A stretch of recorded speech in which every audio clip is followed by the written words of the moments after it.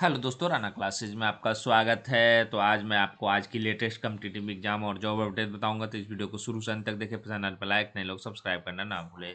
तो सबसे पहले खबर आ रही है आपको, मार्च में बीपीएससी 66वीं मुख्य परीक्षा का परिणाम। तो ये आपने देखा होगा, परसों के दैनिक जागरण में ही दिया हुआ था कि जनवरी के फर्स्ट वीक में आएगा। फिर दिया हुआ था कि जनवरी लास्ट या फरवरी है, जो कि जो फर्स्ट वीक में आएगा। लेकिन अब जो स्थिति आ रही है क्या है, तो बिहार लोक सेवा आयोग 66वीं मुख्य परीक्षा का परिणाम मार्च में आएगा। मतलब ये डेट बढ़ती जा रही है। 29 से 31 जुलाई की परीक्षा हुई थी। इस परीक्षा के माध्यम से बिहार के 1 दर्जन से अधिक विभागों में 691 अधिकारियों की नियुक्ति होनी थी। अब इसमें गन्ना पदाधिकारी की 2 सीटें कम कर दिए जाने से 689 पदों पर नियुक्ति की जानी है। इसके मुख्य परीक्षा का परिणाम फरवरी 2022 के अंत या मार्च में संभावित है। आयोग के संयुक्त सचिव सह परीक्षा नियंत्रक अमरिंदर कुमार ने बताया कि 66वीं मुख्य परीक्षा के लिए अभी अभ्यर्थियों को इंतजार करना पड़ेगा।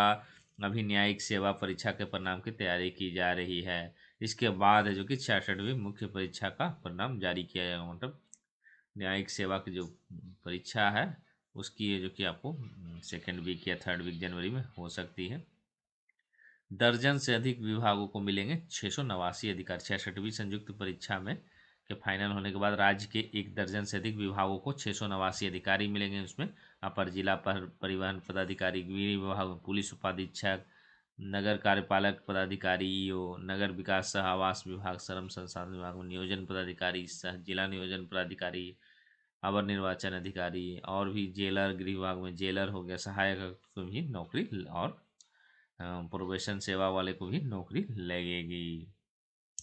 मतलब अब ये जो है इंतज़ार है जो कि अब बढ़ता जा रहा है। और जो उम्मीद थी कि जिस तरह अखबारों में दिया जा रहा था, लेकिन ये उम्मीद धूमिल हो गई कहीं ना कहीं है, जो कि अब ये मार्च में और भी विलम्ब हो गई है। उसके बाद आते हैं दूसरी खबरों पर। तो 35 अभ्यर्थी नहीं दे पा रहे कंप्यूटर परीक्षा। तो सेंट्रल टीचर एबिलिटी टेस्ट में 25 से 35% अभ्यर्थी कंप्यूटर परीक्षा नहीं दे पा रहे हैं। यह स्थिति किसी एक केंद्र की नहीं बल्कि ज़्यादातर केंद्रों की है। हर केंद्र पर हर पाली में अभ्यर्थी की उपस्थिति 25 से 35% कम रहती है। इसके अलावा हर केंद्र पर परीक्षा के दौरान कई ऐसे अभ्यर्थी हैं जिन्हें कंप्यूटर पर उत्तर क्लिक करने में दिक्कत, काफ़ी संख्या में ऐसे भी अभ्यर्थी जिन्हें परीक्षा के दौरान पेज पलटने में दिक्कत हो रही है। और इससे परीक्षा में शामिल हो रहे अभ्यर्थी परीक्षा नहीं दे पा रहे ऐसे अभ्यर्थियों की संख्या लगभग 10% है। ज्ञात हो कि सीबीएसई द्वारा कोरोना संक्रमण के कारण पहली बार सीटीईटी कंप्यूटर पर ली जा रही है। इससे परीक्षार्थी को दिक्कत आ रही है। बोर्ड द्वारा मॉक टेस्ट की भी व्यवस्था की, लेकिन बहुत से अभ्यर्थी इसकी जानकारी नहीं होने के कारण मॉक टेस्ट में शामिल नहीं हो पाए। बोर्ड की माने तो कंप्यूटर आधारित सीटी परीक्षा 16 दिसंबर शुरू हुई और यह 13 जनवरी 2022 तक चलेगी। बिहार से 4,90,000 छात्रों ने भरा था फॉर्म। सीबीएसई की माने तो देश भर में 15 लाख से अधिक अभ्यर्थियों ने सीटीईटी के लिए फॉर्म भरा था। बिहार में सबसे ज़्यादा 4,90,400 अभ्यर्थी शामिल थे। इसमें से अब तक 30,000 के लगभग अभ्यर्थी परीक्षा में अनुपस्थित हैं। सीटीईटी पूरे बिहार में 56 परीक्षा केंद्र बनाए गए। हर दिन परीक्षा जो कि 2 शिफ्ट में ली जा रही है। उसके बाद आते हैं दूसरी खबरों पर। तो अब आते हैं इंटर लेवल की क्या क्या कुछ, क्योंकि आपने देखा कि कल है जो कि आपको 1 सप्ताह की है जो कि प्रतिनियुक्ति बढ़ा दी गई और 7 जनवरी तक है जो कि बीएसएससी इंटर लेवल काउंसलिंग के डॉक्यूमेंट जांच के लिए प्रशाखा पदाधिकारी और सहायकों की ड्यूटी बढ़ाई गई। तो कुछ क्वेश्चन है जिसको देख लेते। सर, फॉर्म भरते समय मैंने डीसीए में नो किया था पर एमएस ऑफिस में यस किया। काउंसिलिंग मैंने डीसीए सर्टिफिकेट दिया लेकिन डीसीए कॉलम मैंने खाली छोड़ दी, तो क्या पंचायत सचिव के लिए मान्य है? तो सर्टिफिकेट डीसीए का कॉलम मैंने खाली छोड़ दिया, तो निश्चित रूप से डीसीए उसमें नहीं है तो उसमें काम आ जाएगा, कंप्यूटर दस्ता वाले में काम आ जाएगा। तो इससे आपकी परेशानी नहीं होगी और आपको मिल सकती है। मेरे इंटर के मार्कशीट में डेट पे 27/5/2014, एंड सर्टिफिकेट पे डेट पे जो कि 30/11/2014 है। तो कोई दिक्कत होगी नहीं होगी, क्योंकि आपको सुधार दिया जाएगा। ये छोटी मोटी गलतियों को कहा गया है, आपके सुधार दिया जाएगा। 2021 में जॉब में ज्वाइन किया लेकिन एनओसी नहीं दिया, कोई दिक्कत भी होगा? नहीं होगा, अभी आपको कोई प्रॉब्लम नहीं होगी। अभी बाद में जब आपकी विभाग जब करेगी तो हो सकता है वहाँ भी दे देंगे तो चल जाएगा। इसे आपको परेशान होने की ज़रूरत मैं फॉर्म 2014 में भरे थे पर कास्ट सर्टिफिकेट का दिया हूँ। हम लोगों को डर लग रहा है कि 2016 वाले में ना काउंट कर ले। 2014 में भरे थे और पर कास्ट एससी का कास्ट सर्टिफिकेट दिया हूँ। हमको डर लग रहा है कि 2016 में नहीं नहीं, आपको कोई परेशानी नहीं होगी, आप परेशान होने की ज़रूरत नहीं है आपको। हम 2013 का ओबीसी भारत सरकार का सर्टिफिकेट जो कि प्रपत्र 1 में मेंशन किया हुआ है, नया एनसीएल के साथ में कोई दिक्कत नहीं है, आपको कोई परेशानी नहीं, आप दोनों जितना प्रयास था आपने कर लिया है।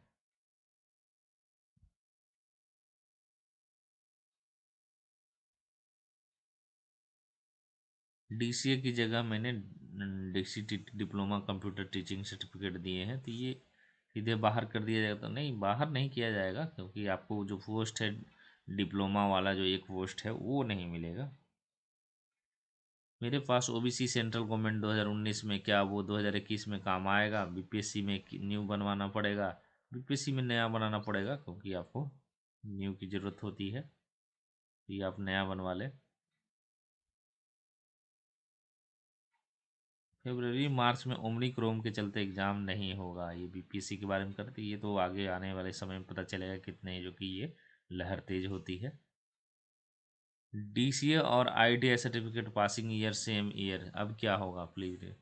तो डीसीए अगर मान्यता प्राप्त है और आईटीआई सर्टिफिकेट एक ही है तो एक ही को मान्यता मिलेगी, इसलिए आपको टेंशन लेने की ज़रूरत नहीं, एक ही मान्यता दिया जाएगा।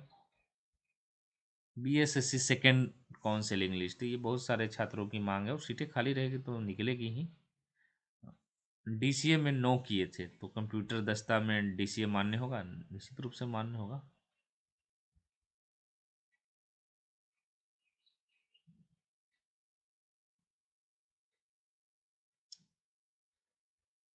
छियासठवीं बीपीएससी का रिजल्ट जनवरी के फर्स्ट वीक में आएगा या फरवरी के फर्स्ट वीक में? अभी तो आपको आज के न्यूज़ के अनुसार आपको मार्च में अब संभावना है। प्रोविजनल सर्टिफिकेट जमा किया बीएसएससी के काउंसिलिंग में, मार्कशीट के साथ आती है, मूल सर्टिफिकेट नहीं दे पाया, तो मैं प्रोविजनल सर्टिफिकेट डर लग रहा, तो निश्चित रूप से आपको वो ओरिजिनल ही खोज रहा था, तो आप आवेदन दे सकते हैं कि मेरी जांच की मेरी आ गई है, नहीं आए तो आप प्रयास करें कि ओरिजिनल ले आएँ। बीपीएसएससी एफआरओ और ईएसआई से रिलेटेड अभी तक कोई न्यूज़ नहीं आएगा तो मैं आप लोगों को ज़रूर बताऊंगा। सारा सर्टिफिकेट क्लियर हो रहा है, बट एनसीएल को लेकर टेंशन हो रहा है, तो एनसीएल को लेकर आपको परेशान होने की, जब कास्ट को भी मान्य दिया गया तो ये भी बहुत सारे लोग लगे हुए हैं कि एनसीएल को मान, तो किसी के चाहने नहीं चाहने से ये ऐसा नहीं होगा, ये आयोग पर निर्भर है और कोर्ट जो आदेश देगी उस पर निर्भर है। लेकिन पूर्व में भी ऐसा हुआ, न्यू एनसीएल को हर जगह मान्यता दिया गया, तो यहाँ भी दिया जा सकता है। मैं बीएसएससी काउंसिलिंग में सेंट्रल गवर्नमेंट के 2013 का ओबीसी सर्टिफिकेट दिया हूँ, वहाँ पर चार्ट में लगाया है, दिक्कत नहीं, कोई दिक्कत नहीं है, क्योंकि आपके जो फॉर्म है उसमें लिखा हुआ है। सीडीपीओ का एग्ज़ाम डेट टेंटेटिव तो आपको 6 फरवरी को ही है।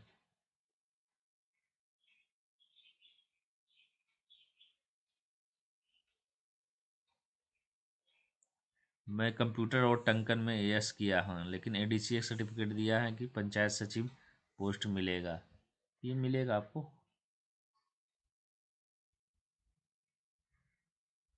न्यू एनसीएल के मुद्दे पर टेंशन हो रहा, टेंशन तो स्वाभाविक है क्योंकि अंतिम स्टेज पर है और अभी तक क्लियरेशन नहीं हुआ है, तो टेंशन तो स्वाभाविक, लेकिन निगेटिव होने की कोई ज़रूरत नहीं है, क्योंकि बार बार होता क्या है कि लोग निगेटिव हो जाते हैं और बहुत सारी पॉजिटिविटी आई है, तो पॉजिटिव के साथ रहेंगे तो आपके जिस तरह से आप आगे बढ़े हैं अभी तक, तो निश्चित रूप से आपके साथ ही पक्ष में जाएगा।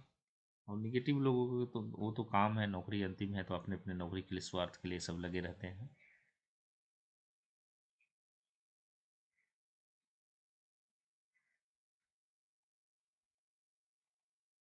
14,410 में कितनों का मेरिट बनेगा? तो मेरिट तो आपको जितनी सीटें उतनी बने, भले ही एक बार में ना बने, आगे बने, तो ये हो सकता है।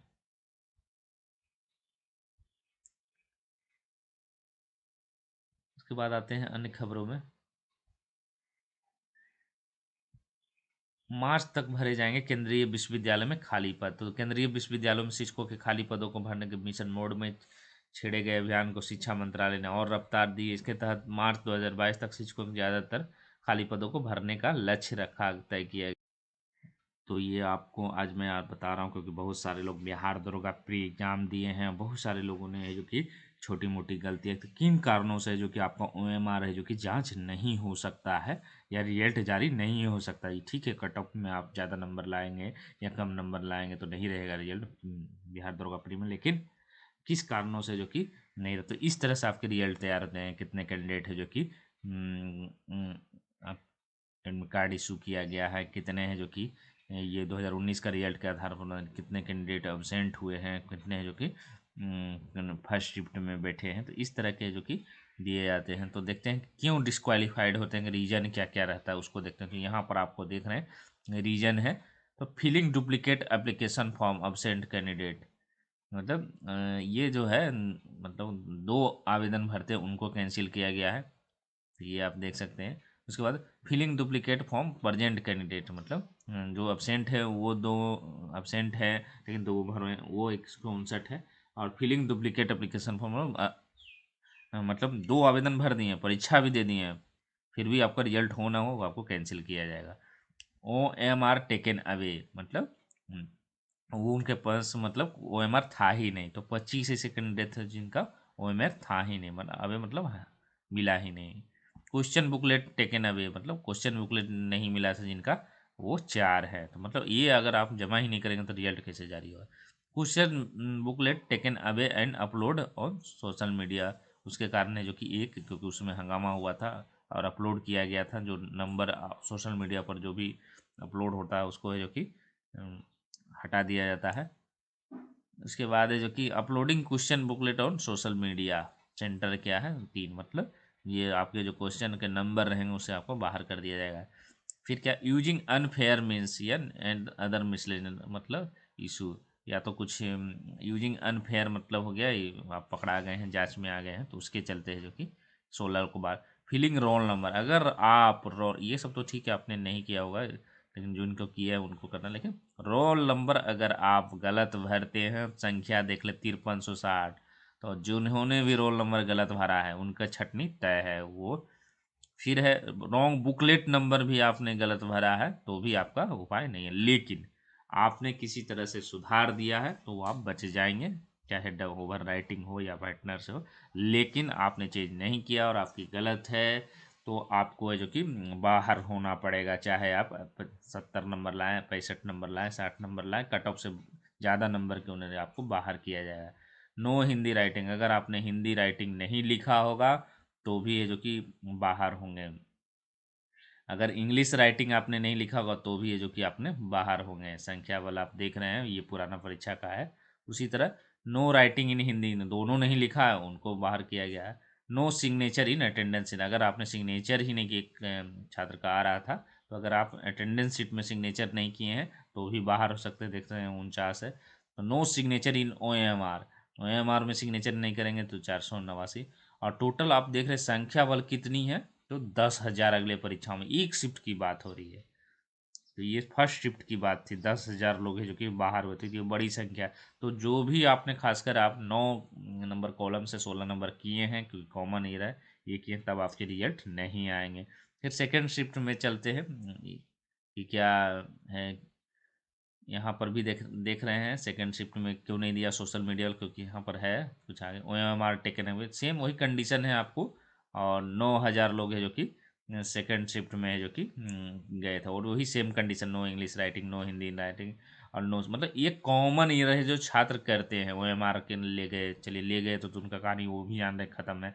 लेकिन रोल नंबर आपने गलत भरा, या रॉन्ग क्वेश्चन बुकलेट नंबर भरा, या हिंदी राइटिंग नहीं किया, इंग्लिश राइटिंग नहीं किया, Hindi English writing, signature attendance नहीं किया, सिग्नेचर OMR, इन सब कारणों से आपका है जो कि रिजल्ट है जो कि जारी नहीं होगी। तो ये सब रीज़न है जो कि अगर आपने ये गलतियाँ की है तो फिर आपके रिजल्ट आने संभव नहीं है। तो इसी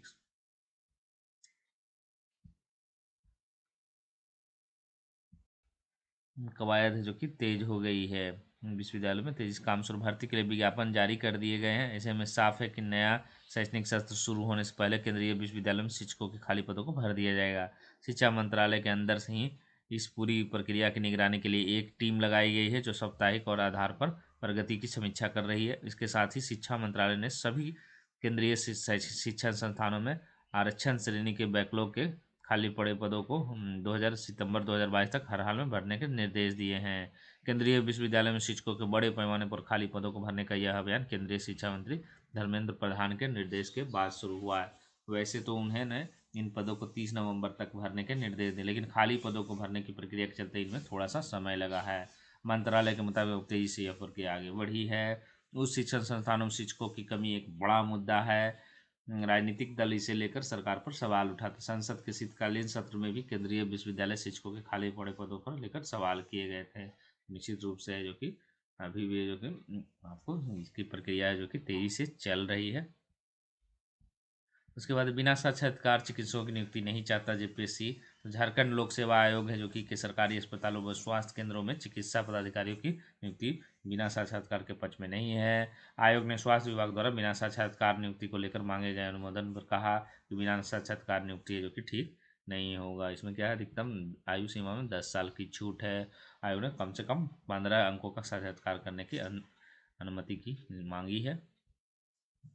संशोधित मॉडल उत्तर एक वर्ष पूरे पर अभी नहीं आया रिजल्ट। तो 50 पदों पर जो 2006 से प्रक्रिया चल रही है और 3 जनवरी 2020 को 2 पालियों में परीक्षा भी हुई थी, प्रथम सीमित उपसमाहर्ता की, लेकिन अब तक है जो कि रिजल्ट नहीं आया है।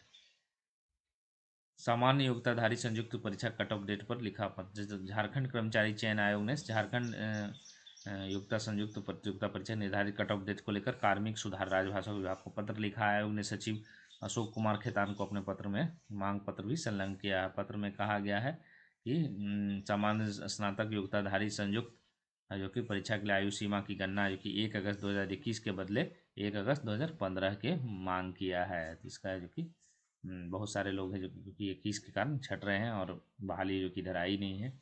असिस्टेंट प्रोफेसर के लिए 11 से इंटरव्यू। तो जेपीएससी द्वारा राज्य के विश्वविद्यालय इतिहास में असिस्टेंट प्रोफेसर 27 पद की नियुक्ति के लिए इंटरव्यू जो कि 11 और 12 जनवरी को लिया जाएगा। बैकलॉग के तहत हो रही नियुक्ति में शामिल हो रहे अभ्यर्थियों का कागज सत्यापन जो कि 10 और 11 जनवरी को किया जाएगा।